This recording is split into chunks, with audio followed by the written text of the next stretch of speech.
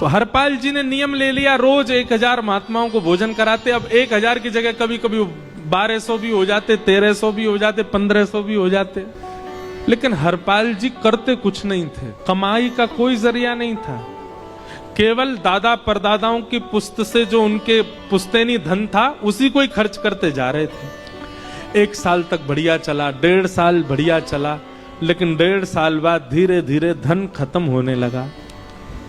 जैसे ही धन खत्म होने लगा हरपाल जी बड़ी चिंता में आ गए, क्या करें।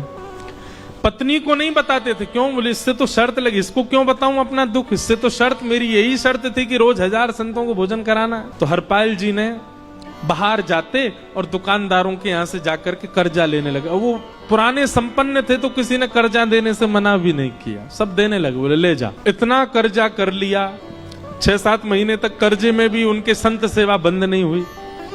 6-7 महीने बाद मांगने वालों ने मांगना शुरू किया, बोले हमारा दो, हमारा दो, हमारा दो। किसी का नहीं दे पाए तो पूरे नगर में ये हो गया कि भैया हरपाल जी अब पहले जैसी स्थिति में नहीं है, कर्जा इनको देना बंद करो, ये देते ही नहीं है पैसा लौटा करके। सब बिगड़ने लगा, धन नष्ट हो गया, इज्जत चली गई, लेकिन उनकी संत सेवा नहीं रुकी, रोज संत सेवा करते। एक दिन मन में विचार करने लगे, अब क्या करूं, अब तो मुझे कोई कर्जा भी नहीं देता, गहने भी सारे बिक गए, धन भी सारा खत्म हो गया। तो हरपाल जी ने मन बनाया कि मैं चोरी करूंगा, और चोरी करके ठाकुर जी, आप लोग मत करना ऐसा, चोरी करूंगा। हरपाल जी चोरी करने जाने लगे, लेकिन हरपाल जी का नियम था कि वो किसी के धन की चोरी नहीं करते थे। संपन्न लोगों के घर में जाते थे और उनकी रसोई घर की सामग्री चुरा लाते थे, चीनी, दाल, आटा, चावल, मूंग, नमक, मिर्च, ताकि भंडारा हो जाए सुबह।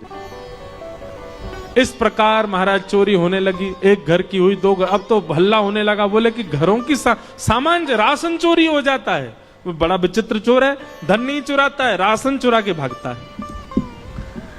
ऐसी चोरी होने लगी महाराज।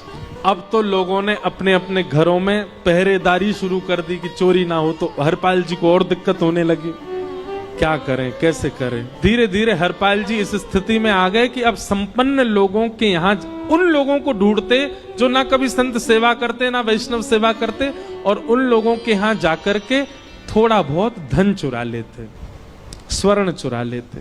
करना कुछ नहीं, अपना घर नहीं बनाते थे, बसाते थे, संत सेवा करते थे।